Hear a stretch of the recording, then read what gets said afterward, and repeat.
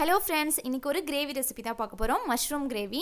இந்த mushroom gravy chapati, dosa, puri, நான், jeera rice, pulao இதுக்குலாம் சைட் டிஷ்ஷாக வச்சு சாப்பிட்லாம். ரொம்ப சூப்பராக இருக்கும். இந்த டேஸ்டியான மஷ்ரூம் கிரேவி எப்படி செய்கிறதுன்னு வாங்க பார்க்கலாம். அதுக்கு முன்னாடி கீர்த்தி சௌமிஸ் கிச்சனை ஃபஸ்ட் டைம் பார்க்குறீங்கன்னா ரெட் கலர் சப்ஸ்கிரைப் பட்டனை கிளிக் பண்ணிவிட்டு பக்கத்தில் இருக்க பெல் ஐக்கானில் ஆள் கொடுத்துக்கோங்க. என்னோட வீடியோஸ் எல்லாம் பிடிச்சிருந்துச்சுன்னா லைக் பண்ணுங்கள், கமெண்ட் பண்ணுங்கள், ஃப்ரெண்ட்ஸ் அண்ட் ஃபேமிலிக்கு ஷேர் பண்ணுங்கள். இப்போ வாங்க வீடியோக்குள்ளே போகலாம். ஃபஸ்ட்டு கிரேவி செய்கிறதுக்கு மஷ்ரூமை வாஷ் பண்ணி எடுத்துக்கலாம். நான் 200 கிராம் அளவுக்கு பட்டன் மஷ்ரூம் எடுத்திருக்கேன். இப்போ இதை ஒரு பாத்திரத்தில் சேர்த்துட்டு இதில் தண்ணி சேர்த்து 1 டேபிள் ஸ்பூன் அளவுக்கு உப்பு போட்டு இதை நல்லா கையால் வாஷ் பண்ணிக்கலாம். அந்த மஷ்ரூம் மேலே இருக்கிற மண்ணெல்லாம் நல்லா தேய்ச்சி எடுத்துக்கோங்க. நீங்கள் இதுக்கு பதிலாக சுடுதண்ணியில் கூட கொஞ்சம் நேரம் போட்டு வைக்கலாம். இப்போ இதை 2 டைம் தண்ணி ஊற்றி நல்லா வாஷ் பண்ணி எடுத்து வச்சுக்கிட்டேன். இப்போது இதில் 1 டேபிள் ஸ்பூன் அளவுக்கு மைதா சேர்த்துக்கிறேன். மைதா சேர்த்து இந்த மாதிரி நல்லா மிக்ஸ் பண்ணி விட்டுக்கலாம். மைதா சேர்க்கறதுனால மஷ்ரூம் நல்லா ஒயிட்டாக ஃப்ரெஷ்ஷாக இருக்கும். இப்போ அதில் தண்ணி ஊற்றி வாஷ் பண்ணி எடுத்து வச்சுக்கலாம். மஷ்ரூம் வாங்கும்போது எக்ஸ்பைரி டேட் செக் பண்ணி வாங்கிக்கோங்க. இல்லைனா மஷ்ரூமை பார்த்தாவே தெரியும். இந்த மாதிரி பட்டன் மஷ்ரூம்லாம் ஓப்பன் ஆகி இருக்கக்கூடாது.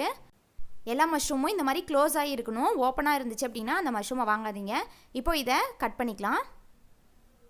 இந்த மாதிரி 2ஆக கட் பண்ணி இதில் நான் சின்ன சின்ன ஸ்லைஸாக கட் பண்ணிக்கிறேன். நீங்கள் இதோட பெரிய பீஸாக கூட போட்டுக்கலாம். மஷ்ரூம் வேக வச்சதுக்கப்புறம் டபுள் த சைஸ் சின்னதாகும். அதனால் பெரிய சைஸ் வேணுனாலும் நீங்கள் கட் பண்ணிக்கலாம். இப்போது இந்த மாதிரி எல்லாத்தையும் நான் கட் பண்ணிக்கிட்டேன். இப்போ இதை எடுத்து வச்சிடலாம். இதுக்கு கொஞ்சமாக தக்காளியும் வெங்காயமும் அரைச்சிக்கலாம்.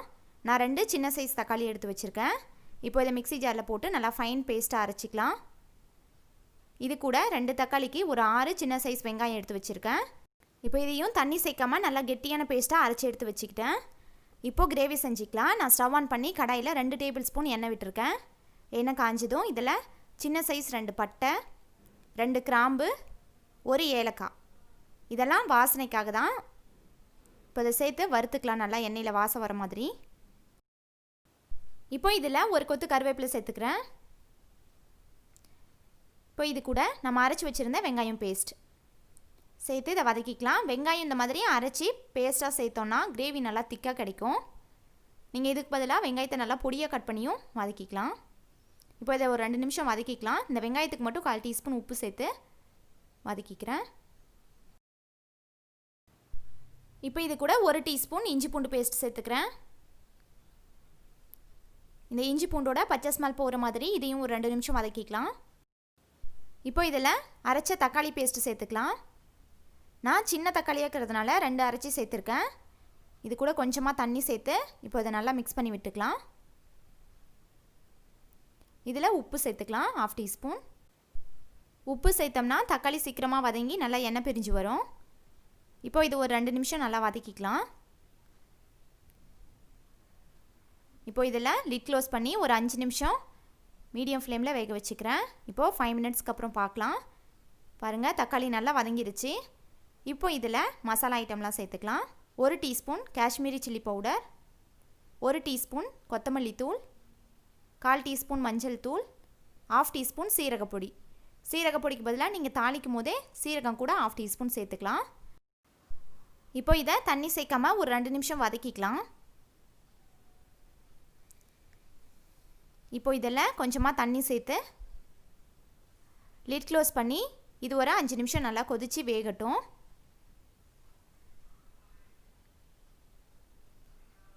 இப்போது 5 மினிட்ஸ்க்கு அப்புறம் பார்க்கலாம்.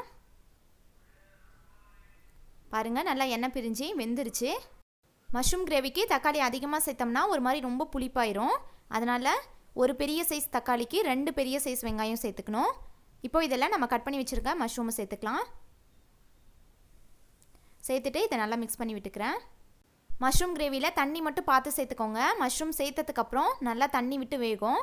இப்போ இதெல்லாம் 1/4 டீஸ்பூன் உப்பு சேர்த்துக்கலாம்.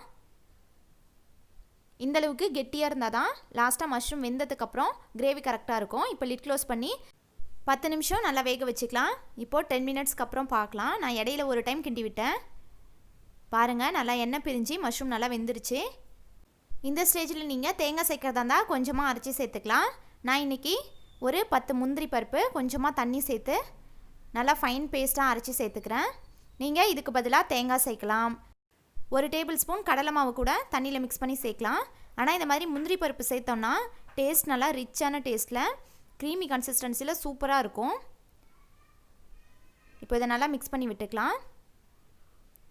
இப்போ இதில் தேவையான அளவுக்கு தண்ணி சேர்த்துக்கோங்க. உங்களுக்கு எந்த அளவுக்கு கெட்டியாக வேணுமோ கிரேவி, இல்லை தண்ணியாட்டம் வேணுனாலும் அந்த அளவுக்கு தண்ணி சேர்த்து கொதிக்க வச்சுக்கோங்க. எனக்கு இந்த அளவுக்கு இருந்தால் சரியாக இருக்கும் சப்பாத்திக்கு. இப்போ இதில் 1/2 டீஸ்பூன் கரம் மசாலா, 1/4 டீஸ்பூன் மிளகு பொடி, இந்த மாதிரி லாஸ்ட்டாக சேர்த்துக்கிட்டோன்னா அந்த கிரேவியில் இந்த கரம் மசாலாவோட ஃப்ளேவர் நல்லாயிருக்கும். இப்போ இதை நல்லா மிக்ஸ் பண்ணி விட்டுக்கலாம். லாஸ்ட்டாக இதில் ஒரு 1/2 டீஸ்பூன் அளவுக்கு கஸ்தூரி மேத்தி, காஞ்ச வெந்தயக்கீரை இந்த மாதிரி கையில் க்ரஷ் பண்ணி சேர்த்துக்கிறேன்.